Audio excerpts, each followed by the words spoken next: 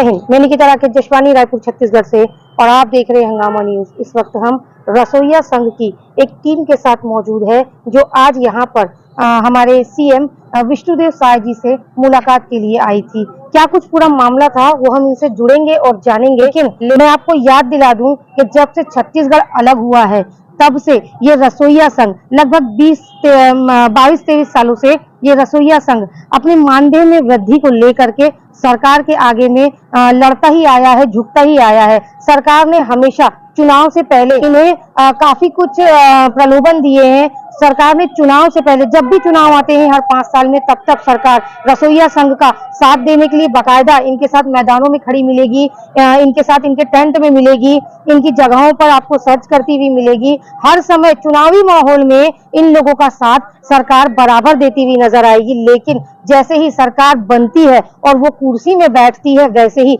रसोइया संघ को दरकिनार कर दिया जाता है। कहीं ना कहीं रसोइया संघ एक बहुत बड़ी तादाद में है, क्योंकि ये वही लोग हैं जो गवर्नमेंट के लिए काम करते हैं, गवर्नमेंट स्कूलों में खाना बनाने का काम करते हैं। गवर्नमेंट स्कूल में खाना बनाने का देने का ये जो काम है, ये भी गवर्नमेंट के द्वारा ही चलाया गया है, जिसे पूरा करने के लिए रसोइया संघ को रसोइयों को एक टीम बनाई गई थी जो हर गवर्नमेंट स्कूल में बच्चों को खाना बना करके दे। ये वही रसोइया संघ की टीम है। और जैसे कि मैं आपको बता रही थी कि जब भी चुनाव हो जाते हैं इन्हें दरकिनार कर दिया जाता है, एक तरीके से इन्हें इस्तेमाल किया जाता है, क्योंकि इनकी संख्या बहुत ज्यादा होती है और इसीलिए वोट पाने के लिए इन्हें उस समय में इस्तेमाल किया जाता है। बीच में अभी बीजेपी की गवर्नमेंट है, जब कांग्रेस की गवर्नमेंट थी तब उन्होंने तो हाथ में गंगा जल लेकर के कसम खाई थी। जो हाथ में गंगा जल लेने की बात है वो काफी फेमस भी हुई थी और अभी तक कई लोगों के दिमाग में वो घूम भी रहा है कि कांग्रेस ने हाथ में गंगा जल लेकर के इन्हें छला था। जिन्होंने गंगा जल की इज्जत नहीं किया वो रसोइया संघ की क्या इज्जत करेगा। ये वो लोग हैं जो भूखे आपके बच्चे, गरीबों के ही बच्चे खासकर जो गवर्नमेंट स्कूलों में जाते हैं, उन्हें ये खाना खिलाने का काम करते हैं। और इन लोगों के साथ में गवर्नमेंट इस तरीके से धोखाधड़ी करती है। आम जनता धोखाधड़ी करे वो समझ में आता है, लेकिन गवर्नमेंट खुद इन लोगों के साथ में धोखाधड़ी करती हुई अब तक नजर आई है। कांग्रेस ने जो कुछ भी उन्हें करना था उन्होंने किया। जब ये लोग धरना प्रदर्शन में बैठे थे तब कांग्रेस का कार्यकाल नहीं था। उन्होंने सरकार बनाने के लिए इनसे कहा था कि हम हाथ में गंगा जल की कसम खाते हैं कि तुम्हें मानदेय में वृद्धि कर देंगे, लेकिन ऐसा नहीं हुआ। सरकार तो बन गई, सरकार अब चली भी गई। इसके बाद जब लास्ट टाइम ये लोग मानातूता मैदान में धरने पर बैठे थे तब गवर्नमेंट के जो बड़े अधिकारी थे, अपना बीजेपी के जो बड़े नेता मंत्री थे, उन्होंने भी इनके पास जाकर के यही बोला था कि कांग्रेस ने तुम्हारे लिए नहीं किया, लेकिन हम बीजेपी ऐसे हैं, हम तुम्हारे लिए करेंगे, तुम हमें वोट देना। ये लोग भोले भाले सीधे साधे लोग हैं, सिर्फ खाना बनाना और परोसना और बच्चों को खिलाना जानते हैं, ये पॉलिटिक्स नहीं जानते। ये फिर उनके पॉलिटिक्स का शिकार हुए और उसके बाद में इन्होंने बीजेपी को चुना। लेकिन अब बीजेपी ने इनसे कहा था कि वो 50% इनके मानदेय में वृद्धि करेंगे, जिसे वो अपने बजट सत्र में शामिल करेंगे। लेकिन लगातार शानदार तीसरा बजट सरकार का निकल गया और अभी तक इनका 50% का जो उन्होंने कहा था वो बजट में शामिल नहीं किया गया है, जिसको लेकर के ये लोग, ये रसोइया संघ आज राजधानी रायपुर में सीएम से मुलाकात के लिए आए हैं। आइए इनसे जुड़ते हैं और अब इनसे जानने की कोशिश करते हैं कि क्या कुछ इनके साथ आज सीएम से बातचीत हुई है और क्या कुछ इनका उनके साथ में निष्कर्ष निकला है, क्या उन्होंने फिर से इन्हें सांत्वना दी है। कश्यप जी, आप लगातार कई वर्षों से रसोइया संघ के लिए लड़ते आए हैं, आपने काफी लंबा समय लड़ाई में ही निकाला है, आज भी आप लड़ते हुए ही नजर आ रहे हैं, आज भी आप लड़ाई के लिए खड़े हैं। आज आप 50% जो मानदेय में वृद्धि की गई थी उसी बात को लेकर के आप आज यहाँ तक आए हैं। क्या कुछ आपसे सीएम ने कहा है और क्या उसका निष्कर्ष निकला है? जी मैम, क्या है कि देखो, हमारा अभी का जो बजट सत्र चला था 24 फरवरी से लेकर आज 6 फरवरी है, तो जो मेन बजट था हमको मिलना चाहिए था कि 6 मार्च है आज, तो 3 मार्च को बजट पेश हुआ।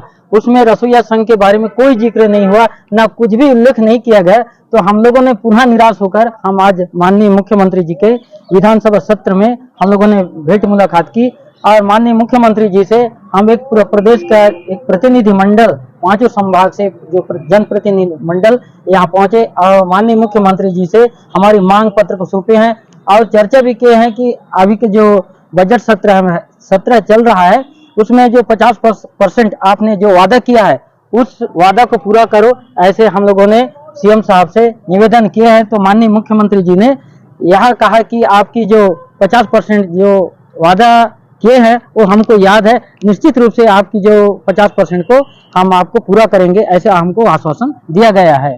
तो हम चाहते हैं, माननीय मुख्यमंत्री जी से निवेदन करना चाहते हैं इस मीडिया के माध्यम से कि हमारी जो मांग है उसको निश्चित रूप से बहुत जल्द से जल्द पूरा करने की कष्ट करेंगे। बीजेपी के शासनकाल में क्या आप पहली बार उनसे मांग रहे हैं? क्या इसके पहले बीजेपी के शासनकाल में आपने अपनी मांगों को उनके आगे नहीं रखा था? जी, ऐसा नहीं है कि जो पिछले 15 साल तक डॉक्टर रमन जी यहाँ के मुख्यमंत्री थे छत्तीसगढ़ के, तब से हम लोग लड़ाई लड़ते आ रहे हैं।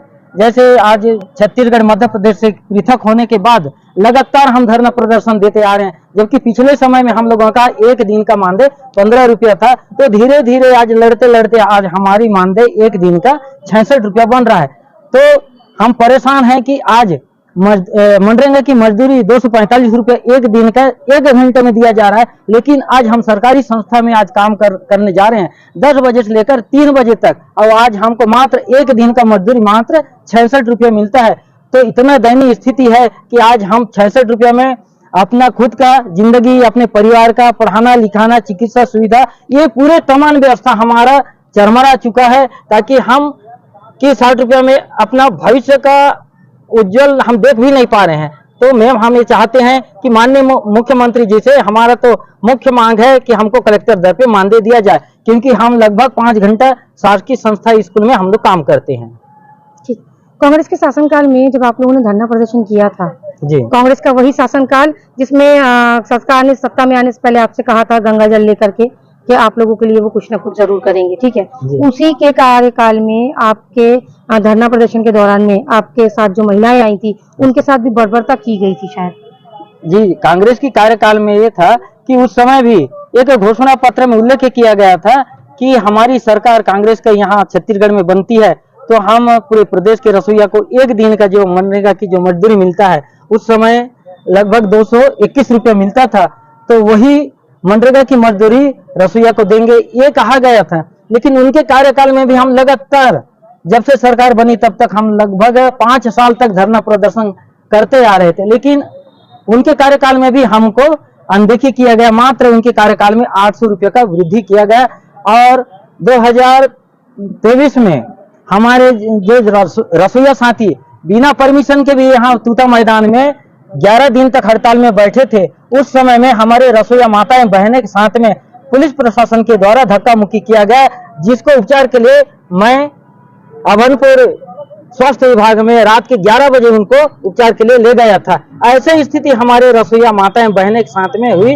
फिर भी आज हम लोगों ने निरंतर हम लोगों ने लड़ाई लड़ते आ रहे हैं, फिर भी हमारी मांग को किसी भी सरकार ने हमारी मांग पर सहानुभूति विचार करते हुए हमारी जो वास्तविक हमारी जो मेहनताना है और हमको जो मिलना चाहिए हमारी जो मेहनत का फल, वो अब तक हमको नहीं दिया जा रहा है।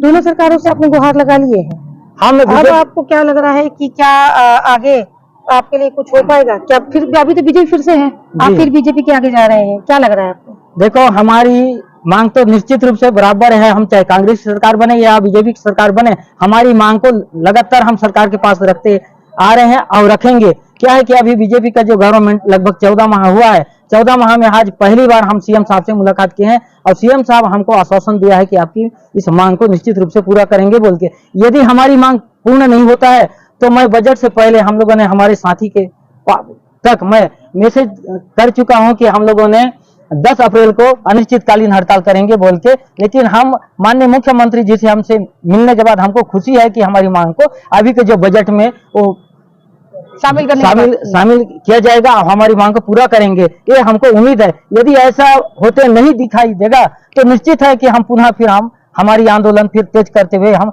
रायपुर की राजधानी तूता मैदान में पुनः हम आंदोलन के लिए आ जाएंगे। ठीक, आप देख सकते हैं लगातार ये लोग जब से छत्तीसगढ़ बना है तब से आंदोलन ही कर रहे हैं, और अभी भी विष्णुदेव साय से इन्हें सीधा सीधा आश्वासन मिला है कि वो अगले बजट में इनका 50% का जो है उसे वो शामिल करने की बात कर रहे हैं। अब देखना ये होगा कि क्या 50% इन्हें मिलता है या फिर से ये लोग माना कि तूता मैदान में नजर आएंगे। आगे की अपडेट के लिए बने रहे हमारे साथ और देखते रहिए हंगामा न्यूज़।